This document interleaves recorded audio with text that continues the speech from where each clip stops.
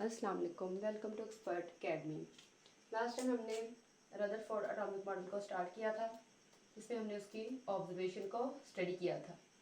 इसका लिंक आपको डिस्क्रिप्शन में मिल जाएगा, रदरफोर्ड एटॉमिक मॉडल। आज हम इसके रिजल्ट को डिस्कस करेंगे कि ऑब्जर्वेशन के बाद उसने इसमें से क्या रिजल्ट निकाला था। तो सबसे पहले उसने कहा था कि जो अल्फा पार्टिकल्स हैं वो बिल्कुल स्ट्रेट लाइन में गुजर जाते हैं। ठीक है, तो फर्स्ट रिजल्ट ये था, most of the alpha particles. Alpha particles को हमने कहा था कि ये क्या है, हीलियम के न्यूक्लियाई हैं। Most of the alpha particles are straight. It means most of the part of atom are empty।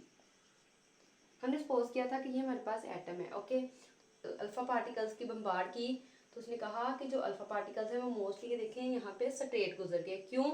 क्योंकि जो उससे उसने ये रिजल्ट निकाला कि जो एटम का बहुत सारा हिस्सा है वो खाली है, मीन्स यहाँ पे कुछ भी नहीं था, तो जिसे टकराए बिना ये क्या थे, स्ट्रेट लाइन में मूव कर गया। ओके, सेकंड रिजल्ट ये है, कंप्लीटली रीबाउंड्स। अब यहाँ पे देखें, हमने स्ट्रेट की बात कर ली, यहाँ पे हमने कहा था कि यहाँ से गए लेकिन वो टकरा के एटम के सेंटर में से बिल्कुल बैक आ गए, कंप्लीटली रीबाउंड। अब उसने कहा कि जो कंप्लीटली रीबाउंड हुए हैं, इट्स मीन कि जो क्या है, सेंट्रल पार्ट जो एटम है, सेंटर है, वो क्या है, hard, completely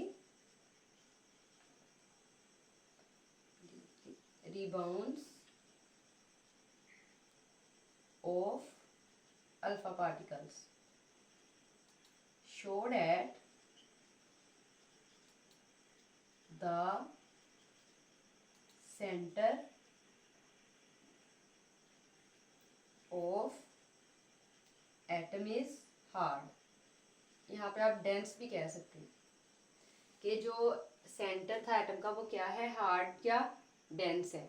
okay, third result ये है, हमने स्ट्रेट लाइन में जो गुजर गया उससे भी जो रिजल्ट उसने निकाला उसको भी स्टडी कर लिया। जो कम्प्लीटली रीबाउंस हो गए थे उनके रिजल्ट को भी स्टडी कर लिया। अब जिन्होंने डिफ्लेक्शन शो की थी कुछ एंगल पे, ठीक है, तो उससे रिलेटेड उसने रिजल्ट क्या निकाला, deflection of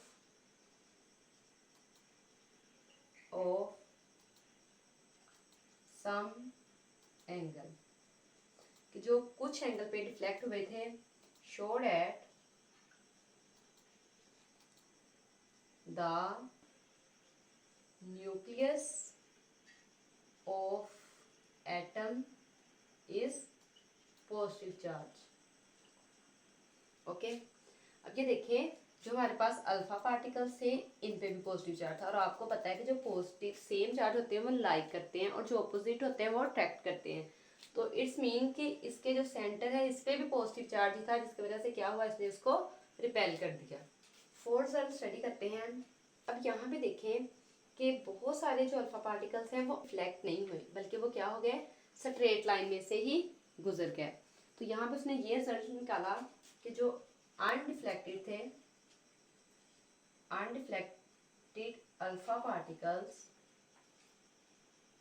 show that the size of nucleus is small as compared to the size of atom। अब देखिए, डिफ्लेक्ट तो वो तब भी हुए थे ना जब वो उसके सेंटर से, न्यूक्लियस के सेंटर से जाके टकरा रहे थे। तो जब मोस्टली जो थे वो अनडिफ्लेक्ट पार्टिकल्स हैं वो डिफ्लेक्ट नहीं हुए, तो इट्स मीन उसने कहा कि जो न्यूक्लियस है उसका साइज भी बहुत ही छोटा है, जिसकी वजह से उसके साइडों से स्ट्रेट मूव कर रहे हैं। फिफ्थ रिजल्ट क्या है उसको देखते हैं। अगर हम एटम के ऊपर चार्ज की बात करें तो जो ओवरऑल एटम के ऊपर चार्ज है वो क्या है, एटम वो न्यूट्रल है। Overall atom is neutral. और एटम न्यूट्रल होता है, आपको पता है उसके सेंटर में न्यूक्लियस होता है, न्यूक्लियस में प्रोटॉन और न्यूट्रॉन प्रेजेंट होते हैं, और जो इलेक्ट्रॉन्स होते हैं वो इसके इर्द गिर्द शेल्स में रिवॉल्व कर रहे होते हैं, और जो नंबर ऑफ इलेक्ट्रॉन है वो नंबर ऑफ प्रोटॉन के इक्वल होते हैं। तो जब नंबर ऑफ इस पे पॉजिटिव है, ये आपस में इसको निगलेक्ट कर देंगे, ठीक है, तो क्या हो जाएगा 0। इट्स मीन कि एटम के ऊपर कोई भी चार्ज नहीं है, वो न्यूट्रल है। It means overall atom is neutral. It means the number of proton is equal to the number of electron. ये बात मैंने आपको बताई कि जो नंबर ऑफ इलेक्ट्रॉन होते हैं वो नंबर ऑफ प्रोटॉन के इक्वल होते हैं। तो जितने पॉजिटिव चार्ज हैं उतने नेगेटिव हैं, तो वो एक दूसरे को ख़त्म कर देंगे, तो ओवरऑल एटम के ऊपर कोई चार्ज नहीं होगा। मोस्ट इम्पॉर्टेंट टर्म है इसमें nucleons. As a short question भी पूछ लेते हैं, ये मोस्ट इम्पॉर्टेंट, इसके रिजल्ट भी हैं, कब लॉन्ग में भी पूछे जा सकते हैं और एज अ शॉर्ट क्वेश्चन भी। व्हाट इज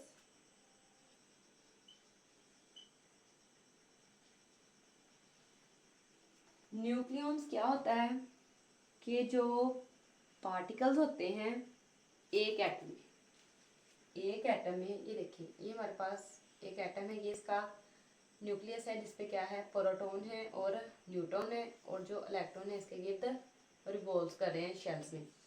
न्यूक्लियॉन्स क्या होते हैं कि एक ओवरऑल जो एटम है उसमें जितने भी पार्टिकल्स है उसमें अगर हम जो इलेक्ट्रॉन है उसको निकाल दें, एक्सेप्ट इलेक्ट्रॉन, बाकी जितने भी पार्टिकल एटम है वो क्या होते हैं, न्यूक्लियॉन्स।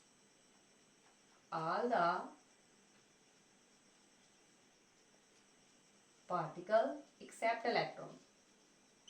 आपको पता है अगर इलेक्ट्रॉन ही निकल, क्योंकि एटम में तो तीन चीजें होती हैं, इलेक्ट्रॉन होते हैं एटम में, प्रोटॉन्स होते हैं और न्यूट्रॉन होते हैं। और जब हमने यहाँ से इलेक्ट्रॉन को रिमूव कर दिया तो बाकी जो पार्टिकल्स है वो क्या है, प्रोटॉन और न्यूट्रॉन्स हैं। तो हम प्रोटॉन और न्यूट्रॉन्स को कलेक्टिवली क्या कहते हैं, न्यूक्लियॉन्स कहते हैं। ओके, तो इसका आंसर क्या आएगा, what is nucleons? All the particles except electron lie in the nucleus called nucleons.